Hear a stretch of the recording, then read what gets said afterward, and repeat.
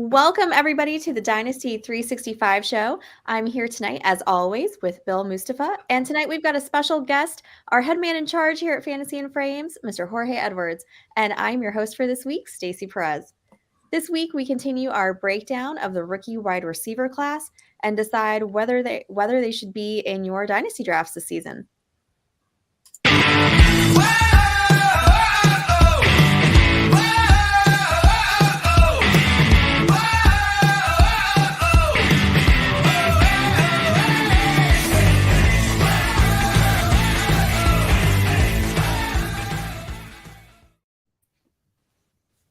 Hey guys, remember to like this video, subscribe to our channel on YouTube, and head on over to the fantasyandframes.com for more fantasy football advice from all of us here at Fantasy and Frames.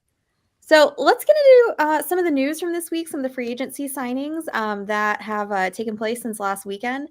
How about Brandon Cooks? What do you guys think about that signing? Jorge, what do you think about Mr. Cooks going to making his move? Yeah, I love the move to Dallas. I don't like the fact that he's constantly on the move throughout his entire career. It's kind of absurd. Like, what is he on his seventh team since he's been in the league? It's pretty bad for him as a person. Great for him now going to the Dallas Cowboys. Although no Kellen Moore there, I'm curious to see how he's going to operate with Mike McCarthy there, calling the shots on offense. But he's landing in a good situation. Opposite CeeDee Lamb. We kind of saw a similar type of player in T.Y. Hilton last year come in and kind of help to take the roof off the offense for the Cowboys, allowing CeeDee even more opportunity underneath to grow. Similar idea here with Brandon Cooks. But at the end of the day, you can give Dak Prescott all these weapons. He's still got to deliver. It's no Amari Cooper. He's no Amari Cooper. I think the Cowboys are kicking themselves for letting Amari Cooper go a couple seasons ago. But it's definitely a suitable replacement. Yeah, I definitely agree. Bill, you have any thoughts on Brandon Cooks? No, just to sort of echo what the boss man said. Like, it's amazing that a player of Brandon Cooks' quality has been sort of passed around the league like a zoo. It's kind of crazy, but he's fallen in a good spot here. Being the number 2 to CeeDee Lamb in a good offense. I'm excited for what he can produce this year. Yeah, definitely. So speaking of veteran wide receivers making moves, how about Adam Thielen signing with Carolina? Yeah, I think this is a great move. I don't necessarily know about the contract they gave him. 3 years, $25 million. I think like 14 million of it's guaranteed or 15 million is guaranteed, which is a lot for a guy of Thielen's age. But yeah, I think considering that they got rid of DJ Moore to acquire the number 1 overall pick, we know they're all taking a quarterback. They're going to take hopefully CJ Stroud or Bryce Young. Either one of those is going to need a veteran wide receiver, a guy that's been in the league. He's been there, he's done it, he's seen it. He's going to be the safety blanket for that rookie quarterback. And I can understand why Carolina probably had to pay a little bit more, outbid a few of the contending teams for his services, and it makes sense to me. Do you think maybe that's why he got such a good deal on his contract? Maybe he just brings that veteran's presence into that locker room where you're going to have so many younger players. Yeah, exactly that. Like, if Carolina don't pay up that little bit more or give him the 3-year contract as opposed to a 2-year contract, why not go and sign with a contender and try and get yourself a ring at the end of your career? But, this kind of deal, I don't see any contending team having the ability financially or wanting to give a receiver of Thielen's age that kind of money and that kind of contract. But I think it makes complete sense for Carolina. Yeah. Well, okay, so I probably should have scheduled this a little bit better, but we were talking about Cooks going from Houston to Dallas. Now, how about Dalton Schultz going from Dallas on down to Houston? Jorge, what do you think about that move? I have good thoughts about this, and maybe I'm going to be one of the first, hopefully, knock on wood, to call this ahead of time and actually be right about it. I'm actually loving what's going on in Houston on offense. It's very subtle. You're going to be drafting, your heir apparent at the quarterback position more than likely in a few weeks. And what do? You stabilize the running back situation. You have Dameon Pierce, who came out last year, balled out, and now you're bringing in Devin Singletary. Okay, so now you have fresh running backs who can help make the team better. You bring in a veteran wide receiver in Robert Woods, who, much like Adam Thielen for that rookie quarterback, could be that stabilizing presence. You get rid of Brandon Cooks, but now you have, I believe it's his third year, Nico Collins. He's there. He's developing into a good young player. Now you bring in a great possession tight end / receiver in Dalton Schultz. You're given this rookie quarterback tools to work with, to utilize in the offense. It may not show up this year. By the way, they re-signed Laramie Tunsil, the left tackle. He's there again to help protect whoever the new quarterback is, their blind side. So you're bringing in these new tools. You're bringing in stability. You're bringing in the voice of experience amongst these different position groups. I like it. It's still yet to be determined who's going to be the breakout star in this offense or breakout stars in this offense for fantasy purposes. But as far as the actual team as a whole for the immediate future, definitely surrounding this young quarterback with the pieces is definitely not a bad way to go. No, and Dalton Schultz was one of my favorite tight ends, so I really big fan of his. So I'm curious to see how that works out in Houston. But last but not least, I wanted to talk a little bit about McCall Hardman, not so much because I just adore McCall Hardman, but really what his departure and what Juju's signing with the Patriots kind of does for the guys that are still remaining on the Chiefs, which would be my beloved Western Michigan alum Sky Moore and Justin Watson also. So with Juju leaving and Hardman leaving, that opens up 130 targets that could go to both of those guys. So as somebody who took Sky Moore probably a little bit too early in my dynasty draft last year, I think that shows that, that could just bring more his way and maybe get, no pun intended there, but maybe just get him more involved in that offense. So, I really like what that does for them. I think that gives them a little bit more value, especially in Dynasty this year. At least I'm hoping so. Maybe I'm just trying to convince myself. So it wasn't such a bust of a pick. So that's just kind of my thoughts there on those two guys. Do you guys have any thoughts about that?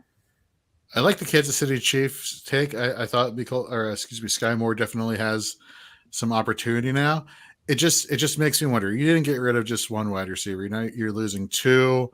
What does that mean? Are you talking? Is OBJ? Let's point to the elephant in the room. Is Beckham somebody who's coming in? I don't know. Are they going to go out and draft a wide receiver this year in the early rounds? Maybe. They're definitely going to fill that void. But look, to say now that you have a wide receiver for Patrick Mahomes who's younger, who has that familiarity with him, like for dynasty purposes, yeah, you may have got to him a year early, but it's better the year early than a year late. And I think he could definitely be in a situation to see some serious volume this year. I sure hope so. I was just so happy to see him get his touchdown in the Super Bowl. So Yeah. little validation there. All right, guys. So there's so much more news, but we could probably spend the entire hour talking about that. But let's talk about those rookie wide receivers. From last week that we covered, we talked about Marvin Mims, Jordan Addison, Jalen Hyatt, Xavier Hutchinson, Jaden Reed, and last but not least, Raheem Jarrett. So if you want to learn more about those guys, if you missed our pod last week, you can go on the YouTube channel and look that up and find out all the information about those guys. But that's not what you're here for this week. You guys want to know about JSN, right? I think, should we just start with the best one? Bill, what do you think? We're starting with the best one. Yeah, right. Is that consensus? I feel like he's the best one on our list tonight. I mean, maybe you want to go with Bryce Ford Wheaton, or shall I crack on? Stop it. Get to your wide receiver. All right, we'll get to my guy, Bryce Ford Wheaton, eventually. Okay. All three named receivers go first. Okay, let's start with the number one guy on this list, and possibly the number one guy in the wide receiver class, Jackson Smith and Jigba. Obviously Ohio State, coming in 6'1", 195 pounds. He didn't run a 40. We all love 40 times for our wide receivers. He didn't run one at the combine. He did run one today at his pro day, and the time was between 4.48 and 4.52. I don't really know how there's such a big discrepancy, but the fact that it's not a late 4.6 or a 4.7 is some validation and probably what what JSN needed to sort of solidify that number one receiver sort of mark that's been given to him. So let's talk about some of his strengths. Route running is the obvious one. You watch him, he can work to all three levels of the field. And his change direction ability is really good. This is a guy that I don't think you're going to be able to cover consistently underneath. I just don't see how he's not going to get open constantly, even at the NFL level. Let quickly back to the combine. He ran a 6.57 second free cone and a 3.93 second 20-yard shuttle. Those numbers are 96th and 97th percentile, respectively. This is a guy that's top tier change of direction and agility. So, okay, he might not have that deep speed. He might not have that 4.3 or 4.4 speed, but he's a guy that underneath short and intermediate routes is going to cause defensive backs nightmares. He's going to absolutely route people up. His body control.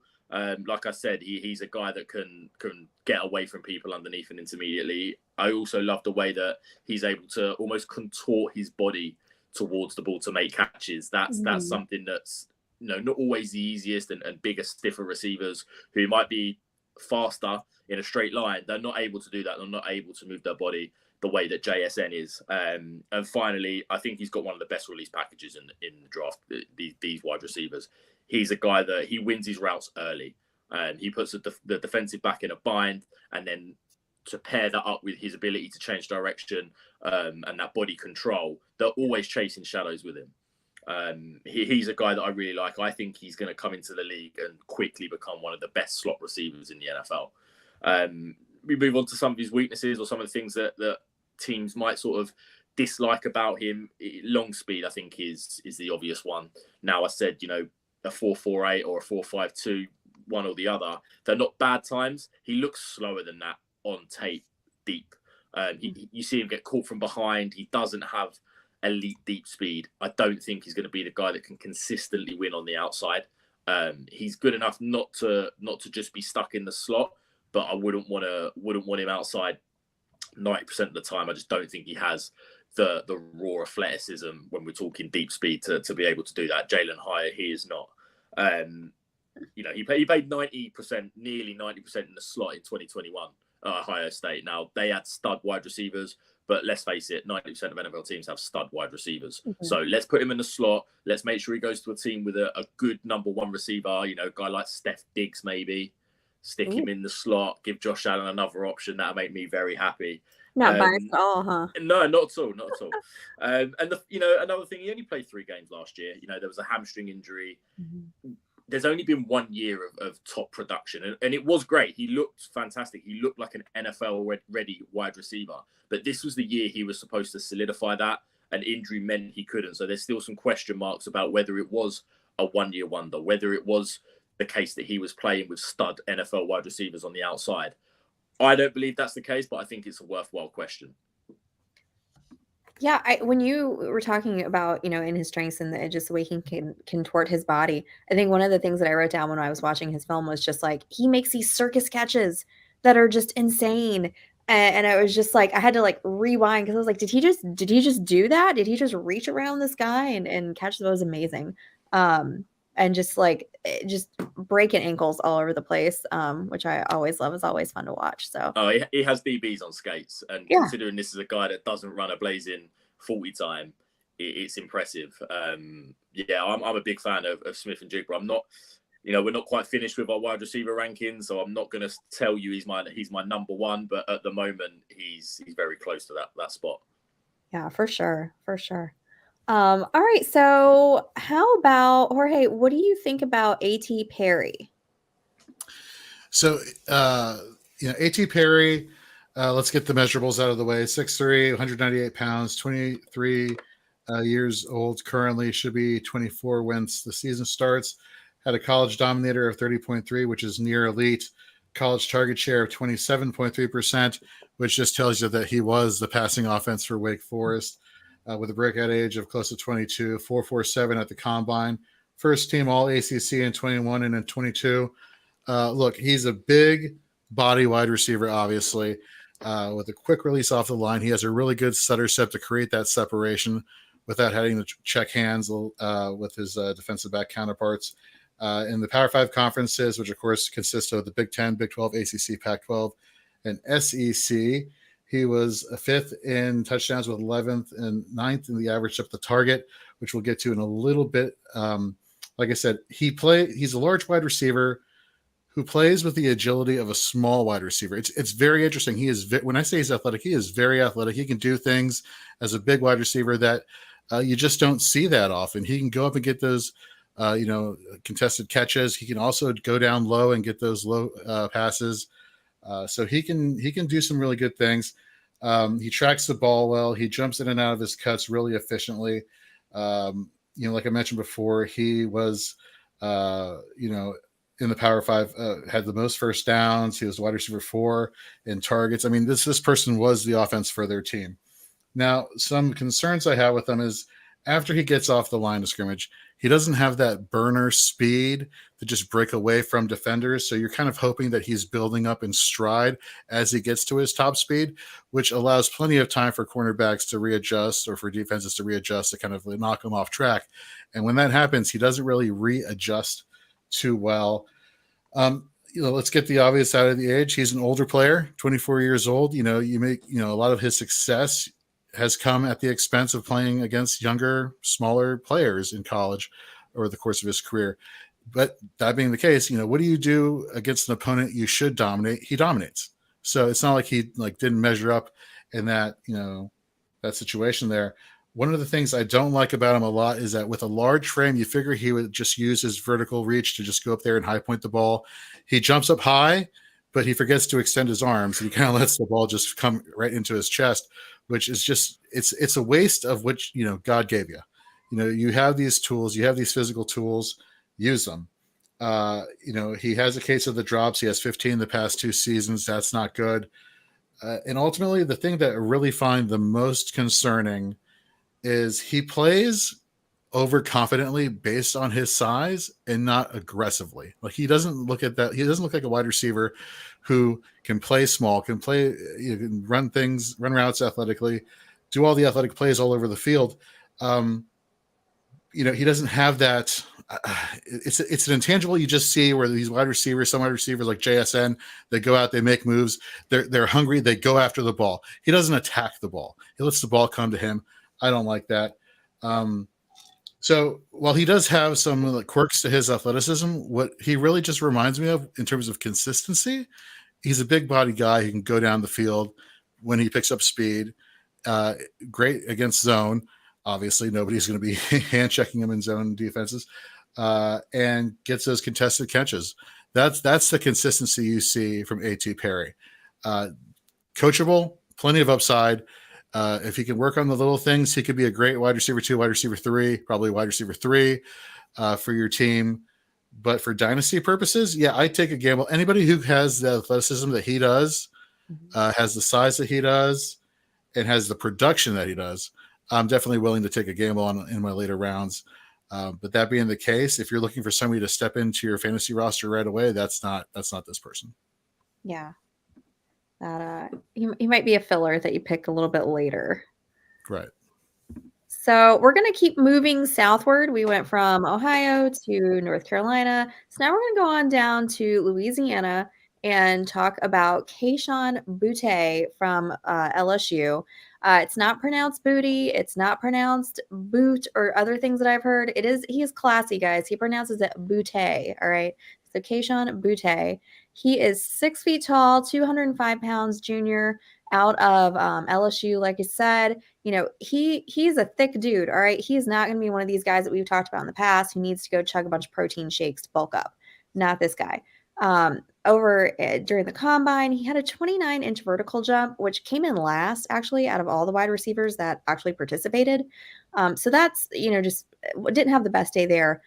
He did run a 4.5 in the 40.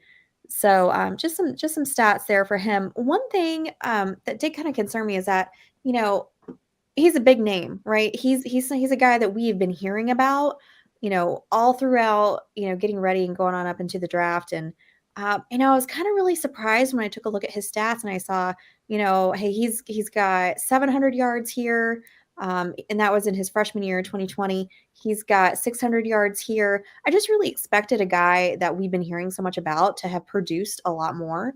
So that was just something a little disappointing. But just going back to probably his best year, which was his freshman year in 2020. I don't know if you guys remember what was going on back then, but COVID was taking out a lot of players. A lot of guys were saying, hey, I'm not going to play. And one of those guys was Jamar Chase. And so making a spot, for Kayshon Boutte, he, jumps in and takes advantage of that.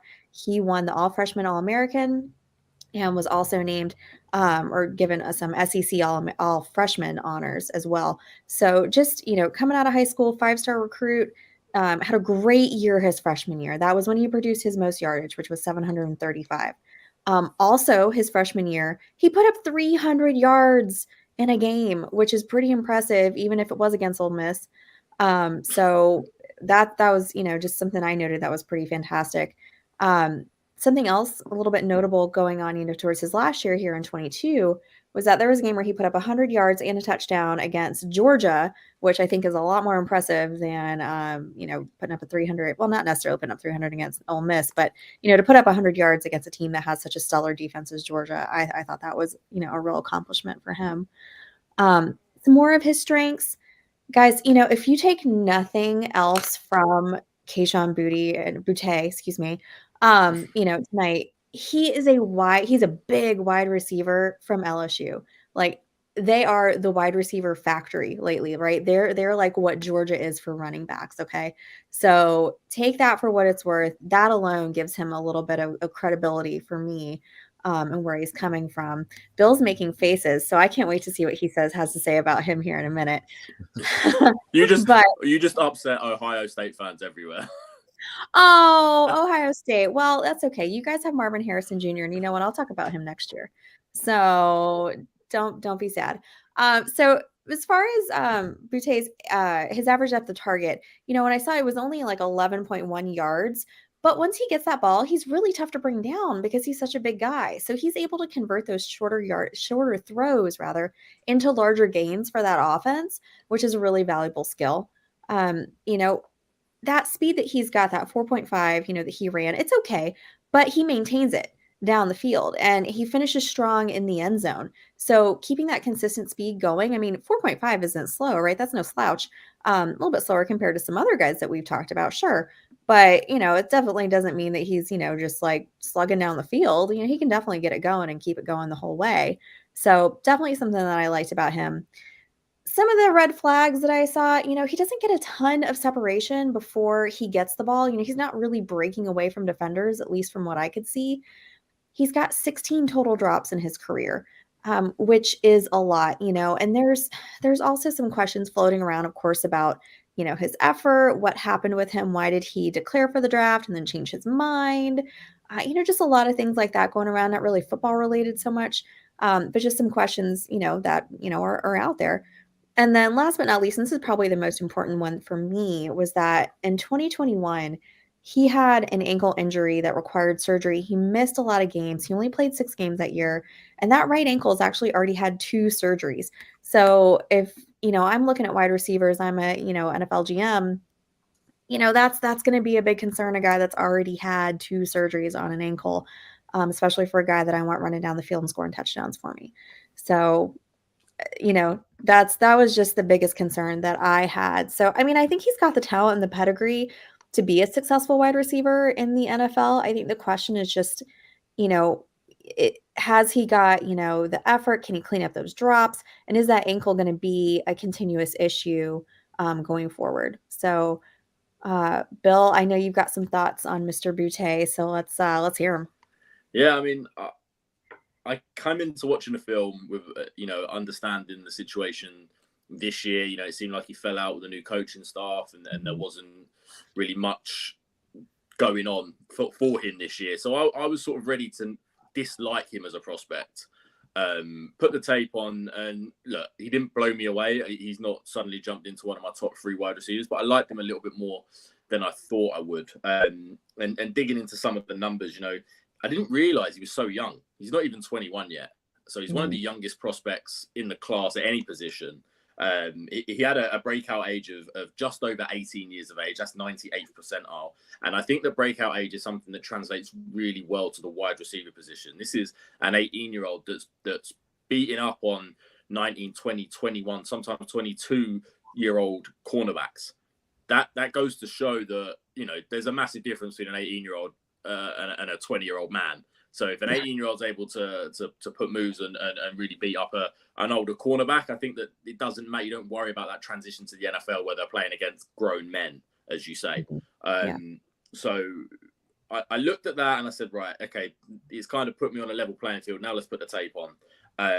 I really like his ability in the middle of the field. I think he can be a real danger for a team in the middle of the field. I love the way that he knows that he's not the most athletic guy on the field. He knows that he's not going to run straight past the safety up the seam. He knows that he's got to work a little bit to win the route and to demand the ball from the quarterback. I love the way that he can run the middle of the field, come back to the quarterback, and he's always able to gain that enough separation for the QB to look his way. And I think that's something that translates to the next level. And I also think he's got some alignment versatility, which is great for a rookie. You can line him up in the slot. You can line him up out wide. You can put him in motion. Even though he's not the fastest, he has got some ability after the catch. So I think he's a guy that, look, he's not the guy that LSU. He's not Justin Jefferson. He's not Jamar Chase. He's not the kind of guy that's going to come in and be a top 5 NFL wide receiver as a rookie. But I don't think that's a reason to completely dismiss him. The drops you mentioned, it's that catch radius. He doesn't seem to want to extend. Like, he's a good size. He's 5'11", 195. That's a good size wide receiver, and he looks good for the size. But he doesn't have that big catch radius, and he's had some drops. So he's a talent. I think he can have a productive NFL career. I'm just not expecting LSU wide receiver Justin Jefferson, Jamar Chase kind of stuff from Kayshon Boutte. But overall, I liked it a little bit more than I thought I would. Yeah, he's definitely not. I mean, if you're ranking LSU wide receivers in the past few years, like, he's definitely not number one. That's for sure. That's some big shoes to fill there. But not a slouch either. So, guys, listen, if you are listening online, make sure to put your comments and questions in. We'll definitely get to those as we see them. And so let's hear a little bit about our friends over at Trophy Smack. What is happening, everybody? This is your boy, Fantasy J77. I'm here to tell you about Wall Smack by Trophy Smack, the most customizable metal wall plaques you can have. From celebrating life's epic moments, anniversaries, birthdays, whatever. Oh, those wins you get from fantasy football. Absolutely. You can literally customize any of these images on the Trophy Smack website using the code Frames10. 10% off right now. You have the pictures in your phone. The code is Frames10. Use it. All right, Bill, back to you. Let's hear about our second group of wide receivers, kicking it off with Mr. Tyler Scott. Okay, Tyler Scott, the speed stuff from Cincinnati, I think, is what I called him last week. Once we were discussing the guys we were going to cover on this week's episode. The guy at Cincinnati, 5'10", 177, run a 4.44 40. I hate saying that. Hate it when they run 4.44. Does me in. Anyway, let's get into some of his strengths. So, speed. Now, I know I've just told you that he ran a 4.44 40. But he looks faster than that on tape. This is a guy that when you watch him on tape, you go, this is a 4.3 athlete. This is a burner. He's always open down the field. You never saw anyone stay with him. So for him to only run that time, it was a little bit disappointing, but I'm going to take what I saw on the field over what I saw at the combine. So I believe that speed is still the main facet of his game and the most impressive facet of his game. He's a guy that can really, really get down the field and really hurt you if you not got someone deep. He had 10 touchdowns of 30 or more yards in his college career. That's a guy that can get free down the field and really hurt you. He's a playmaker. He's a guy with the ball in his hand. Sometimes you see these deep threats and think, you're a one-trick pony. You're going to run up the field. You might catch the ball, you might not, but you're not going to be able to do anything. You pick the ball up underneath. Tyler Scott used to be a running back, and he looks like it with a ball in his hand. He's able to make plays in the open field. beat a man, put moves on a man. And I love to see that, especially from a guy that I think can make a living if he wants on the outside, just stretching the field. So the fact that he can cause damage underneath and with the ball in his hand is another string to his bow that I really like. And similarly to JSN, he's able to adjust his body well to find the ball. He's had some drop issues. Again, a little bit similarly to some of the guys, Jalen Hyatt last week. He had a few drops that I kind of put more on Hendon Hooker than I do on him. Some of his drops from this season, I put a little bit more on the quarterback than I do on Tyler Scott. He's contorting his body and trying to get into an unnatural position to catch the ball. The ball hits his hand, bounces off his hand, it gets hit by the DB. He's dropped the ball. For me, that's not a drop. That's put the ball where it needs to be, and Tyler Scott's going to catch it and make a play. So, a few drops that you don't like to see, and you want to see him tighten it up. But I think with a better quarterback, they will naturally fix themselves a little bit. If we get into some of his weaknesses, I mentioned at the top, he's 5'10", sub 180. This is not a big boy. This is, a guy that could have problems with physical DBs. He's a guy that, if you press him at the line and he's not able to beat you deep, I could quite easily see him getting bullied to the sideline. He's not going to have any room to make a play, and he's going to become, a non-option for the quarterback. So that's a little bit of a worry. Again, I mentioned the drops, 7 drops in 2023, only 2 in 22. Like I said, they're not all on him, but you need to sharpen that up. You need to fix that up if you're going to be a success in the NFL. And I think he just needs some refinement on his underneath routes. Like I said, he's a danger with the ball in his hands, but I want to see him get open underneath with a little bit nicer route and crisper route running, and then focus on what you're going to do with the ball in your hand, as opposed to trying to run away from everybody. And then he's almost thinking about what he's going to do with the ball in his hands before the ball's in his hands. That's something that he needs to work on a little bit. He reminds me, I was watching him, and the first guy I looked at and I was like, this is Tyler Lockett. That's who he reminded me of. And then I looked and I was like, okay, he's more of a, he plays more on the outside. I think that will probably be his role, even though he's small in the NFL. And I kind of landed a little bit more on Darnell Mooney, but I think that's kind of his spectrum. If he stays on the outside in the NFL, he could be a Darnell Mooney type. If he's able to find success in the slot and working underneath and stretching the field from the middle of the park, it could be a little bit more Tyler Lockett. I'm a big fan of Tyler Scott, a lot more than I thought I would be. I think you can probably tell by the way I've been speaking about these wide receivers. If you're fast and you can take the top off the defense, I like you. So Tyler Scott, I'm a fan. Welcome to the club. You've got a type. I've definitely got a type. I'm like Ole Miss where they pick receivers. I got a type. just out of curiosity, sorry. Oh no, can you just tell me his 40 time again? I forgot what it was. It just don't make me do that again. 4.44.40. 4.44. There you go. I hate saying that. Stop running 4.44s. Well, I had one question, and I just thought of it when you mentioned that he previously played like running back. Like, do you think that that's something that he could incorporate like as a skill to bring into the NFL, perhaps? I don't know if you're going to want to line him up in the backfield. Like I said, he's 5'10", sub 180. Nice. He doesn't want to be taking the hits that some of these running backs take. But I don't see why you can't use him on jet sweeps, put him in motions, find. And Cincinnati didn't really do this. They didn't design ways to get the ball in his hands. They treated him pretty much as an outside receiver. I think in the NFL, a good, imagine him with Kyle Shanahan. Yes, please. Like, if he gets the right play caller and they go, we've got an athlete here. We've got a guy that can stretch the defense, can make moves in the open field. That's what I want to see. I don't want to see him, it's annoying because I look at him and go, he'd be fantastic at the Bills, but I don't want to see him with Sean McDermott just absolutely wasting him with a defensive, conservative head coach that's like, no, our wide receivers line up on the outside and they run straight lines and our slot receiver works underneath. Like, give him to a creative offensive mind and let's see what he can do at the NFL. Yeah, I love it. I think Kyle Shanahan can turn anybody into a pretty proficient NFL player. Eat a viper, pick the pickled pepper. See, that sounded easier than the 40 speed. Honestly. It is easier. And I'm a Scotchin. That's light work, mate. You got to do better than that mediocre Monty. Now he might start thinking of one. All right, so keeping on, on a theme here with some guys that are a little bit small for NFL standards, perhaps. I want to talk a little bit about Nathaniel Dell, aka Tank Dell. And if you guys are wondering where the tank came from, like I spent a lot of time going down that rabbit hole of Google trying to find where he got his nickname.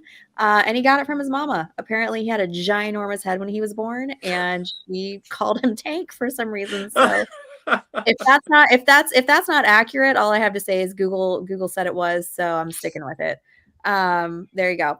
So Tank Dell, 5'10", 165 pounds, very small guy, right? You know, somebody unlike Keishon Boutte, who does not need his protein shakes. He can just give them all to Tank Dell because he needs all of the protein shakes.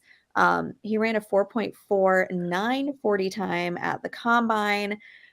Just a guy that's just incredibly consistent and productive in his career. Okay. He had, over almost 1,400 yards with a 71.1 reception percentage and that was this past year in 2022.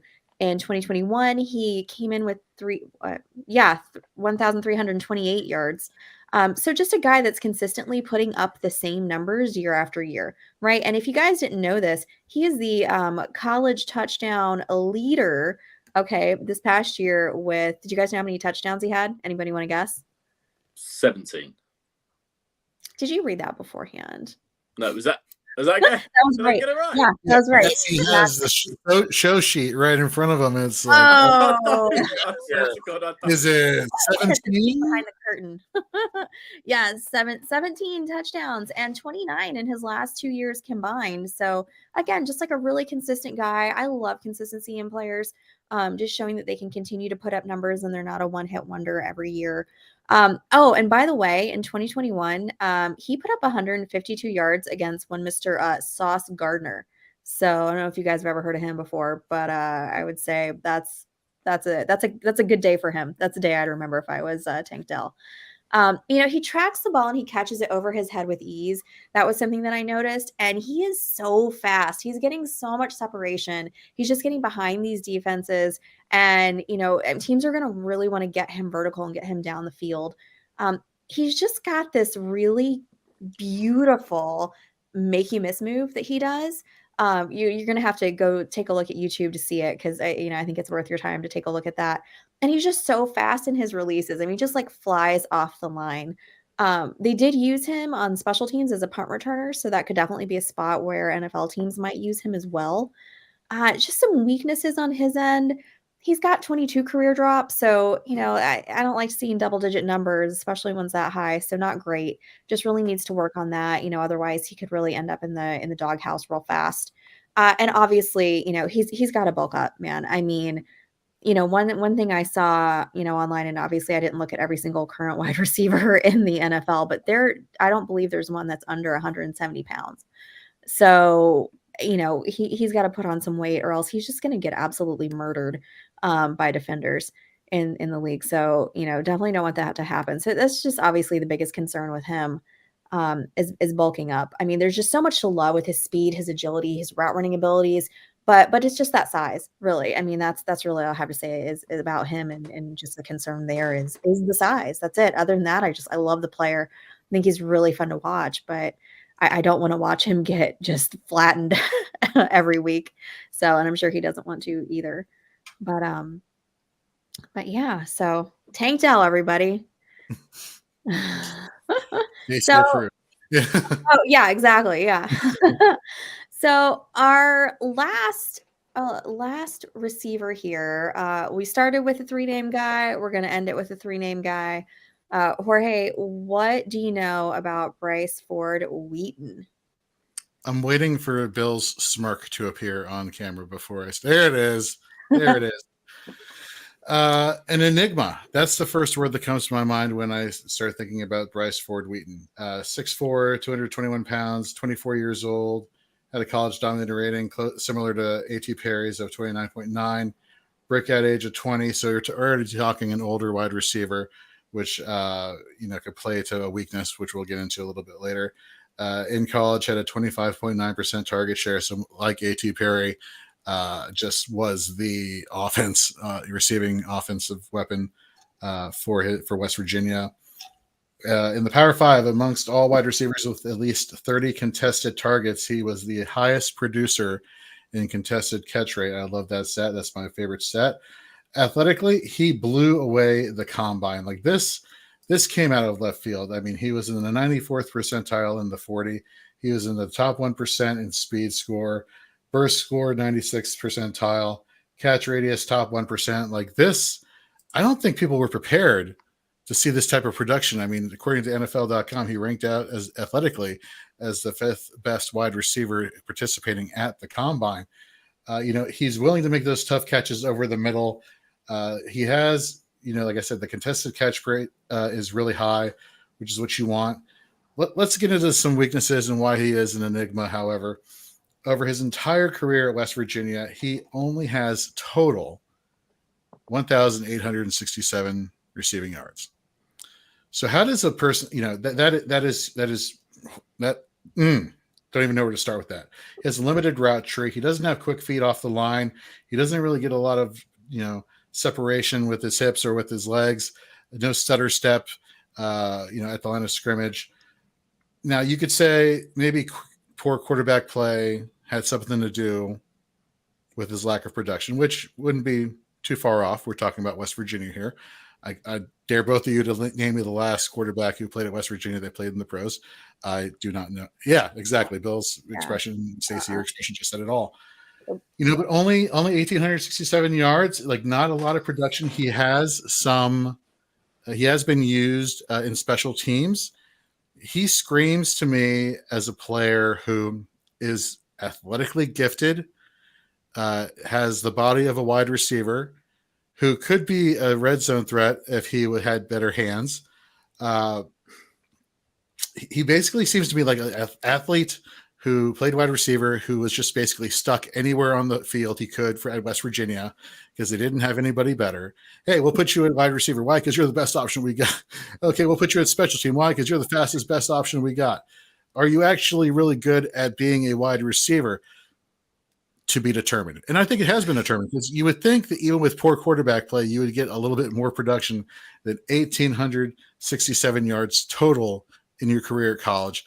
That just doesn't make sense. I don't care how bad the quarterback situation is. So I know we started with JSN as in like the cream of the top here in this podcast. We are approaching the lower portion of players here. If your fantasy league somewhere rewards special teams return yards or touchdowns, probably not the case in most of your fantasy leagues. So I'm not really sure he's even draftable for dynasty purposes. But the thing is, you can't ignore the athletic metrics. Like this, like I said, came out of nowhere. And so when I'm digging into the numbers, I'm trying to find rationale for maybe it's this, maybe it's that, why you didn't see a lot of a production. But at the end of the day, we're based off of our production. These players are based off their production, what they do in bad situations. And he just hasn't been able to live up to what his natural talents are. So, Bill, are you taking him number 1 overall for your receivers? I don't understand it, right? So I looked at it and I saw 6'4", 220, run a sub 4.4 40-yard dash, and I'm thinking, this is my cup of tea. This is a big boy that can take the top off the defense. I'm excited to get into his film. And the guy can't separate. How do you run sub 4.4 and you can't run away from no one? It don't make no sense. How? Like, I was watching it and I'm like, are they sure? Is the guy that's done this cut up, is he sure he's on the right wide receiver? Because this dude don't run a 4.3 nothing. He can't get away from anybody. He lined up solely on the left of the offense. That's it. It was almost like exactly like you said, Jorge. He's an athlete, and they're like, well, if you look like DK Metcalf, I guess. So you just come off the bus first and play wide receiver, and you might scare the DBs into giving you enough separation to get open. As soon as the DBs realise that, oh God, he don't know how to run any routes. All he does is run a straight line, and pretty slowly at that, he's no danger. And not even that. Even when he does somehow separate, he can't catch the bloody thing. If it wasn't for the fact that he blew up the combine, he wouldn't be on this list. He blew up the combine, which meant I had to dive into his film. Mm-hmm. And to say I'm disappointed is an understatement. Now, look, like I said, 6'4", 220. I don't want no smoke. Yeah, I don't want to fight the dude, but he looks like Tarzan. He plays like Jane. I'm not interested. The only way I'm drafting him is if he gets picked in the actual NFL draft by a team and there's a guy in my league that's a complete homer and I know he's going to like that guy because his team drafted him and he runs a fast time and I'll get him with the athletic metrics and he's picked him in the third or I've picked him in the third. He's going to give me a 2nd and 25 for him. That's the only way I'm doing it. He's a bargaining piece. Other than that, not touching the guy. I'm out. Not interested. Oh my goodness. All right. Well, with that, we are going to be coming back here in just a second after we hear from our friends over at Trophy Smack. But we're going to be just telling you guys where we're targeting all of these receivers that we've talked about tonight. So let's hear it for Trophy Smack. Hey folks, it's Jorge here from Fantasy and Frames, and today I'm here to talk to you about Trophy Smack's customizable championship belts. In my opinion, the word quality is something that is thrown around a little bit too freely nowadays. That is not the case when it comes to these championship belts. You can take any picture you want and using Trophy Smack's online design tool, upload them onto your belt. This is truly a customizable experience that you can use to celebrate any occasion, whether it's winning a fantasy football championship, to maybe reaching a professional milestone, or maybe you just deck this thing out with all your favorite pictures and just walk around your home with some bling on your shoulder to remind you that you are awesome. You should definitely do that. And if you head over to TrophySmack.com today, use the promo code FRAMES10, you'll get 10% off of your purchase. Highly recommend. So again, head over to TrophySmack.com today and get your customizable championship belt 10% off using the promo code FRAMES10. You know what's funny is that I used that particular picture when making the graphic here with the white strap there for the belt because we, every year, for those of you who are unaware, we do our 4i Championships charity tournament. And this year, we had our belt custom designed by Trophy Smack to look exactly like it was in the picture just there, for those of you who are watching the live stream or recording on YouTube. And our very own Nate Markham just happened to win the entire tournament this year. So he should actually be posting on Twitter later on tonight pictures with the championship belt. So really great products over at Trophy Smack. Nice. Well, I can't wait to see it. Okay, so we're going to start with JSN. And I say JSN because I'm terrified that I'm going to butcher his name. But Bill, where would you be targeting him in your dynasty draft? I'm looking at early to mid first round, depending on where he's taken, and depending on where some of the running backs land. Obviously, Bijan Robinson is the first skill player taken. Then obviously you've always got to consider the quarterbacks in Superflex. But if Jamal Gibbs gets a disappointing landing spot or is taken late second as opposed to early, and JSN gets a nice spot, comes in as a top 20 pick, or even if he falls a little bit but lands, where he should with my Buffalo Bills, he's a guy I'm looking to take early. I think he's going to be a producer for fantasy football. Yeah, I definitely agree. I've been doing some early drafts recently, not necessarily dynasty, but he's been at least top 3-4 guys that are going overall. Top receiver that's going, at least from what I'm seeing. But I definitely agree with you. I'd be taking him pretty early. Jorge, what about A.T. Perry? Is he making it on your dynasty team this year? Yeah, I would take him probably late third. Just chasing the upside there with just his skill set and his production over his collegiate career. When I think about a first round player, I'm talking about somebody who can step on the field, day one and contribute in some capacity and has that high ceiling with a somewhat high floor. Second round, you're lowering that floor a little bit. A.T. Perry, I just feel like there are so many positions, running back, quarterback, as well as that wide receiver that are going to get filled in terms of being drafted before him, that you could definitely get value with him. So give me a late third for A.T. Perry. Yeah, I like that spot for him. I think as far as Kayshon Boutte, I think I'm looking at him in the second round. There's just a lot of guys that I like a little bit better than him right now. Even just talking receivers, not to mention all the rest of the positions that I think are just a little bit better than this year's class. I know I've said that like probably every week, but that's I think solid second round pick for Kayshon Boutte for me at least. But how about Tyler Scott? Where's he going? Tyler Scott, I think he's going to get day 2 draft capital from the NFL. I expect him to be a third round pick. I think he's got the upside. He's obviously, tested pretty well. And he's got the production as well. Like I said, he was taking the top off defenses constantly, always seemed open. I'd like him in the late second. I think he could get there as well. I think there could be a little bit of a running back run in the second round, so we could find him in the late second. If he makes it to me in the early third, I'm definitely taking him. Yeah, I mean, that's so as far as Tank Dell, I mean, I think I'm taking him in a little bit later rounds of the draft. I mean, just his size just really worries me. And you don't see that many receivers in the NFL that are successful that are that small. I mean, you don't really see too many at all. So that to me just gives me a little concern. So if I'm taking Tank Dell, it's definitely going to be towards the end, probably the third, maybe the fourth round. But I like him like his speed, but just don't love the size. Jorge, how about Mr. Ford Wheaton? So Bryce Ford Wheaton is the perfect example of don't let athletic metrics be the only measuring tool you're using when evaluating players. Film doesn't lie. You have to use a combination of both. If something doesn't add up, there's a reason why it doesn't add up. I'm avoiding him in my dynasty drafts. Yeah, it's like the eye test, right? Exactly. Yeah, I definitely agree on there. I think Bill probably agrees very strongly. Yeah. I don't have a strong opinion on him at all.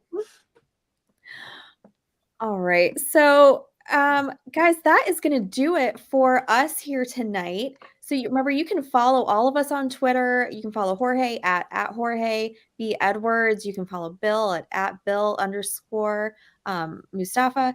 You can follow me at Stacy _ Perez 83. And remember to follow our show at Dynasty 365 Show. Visit our website at fantasyandframes.com. Remember to subscribe to our podcast. You can do that on YouTube. And thank you so much for listening. And we'll see you back next week for our final group of receivers. Good night, everybody.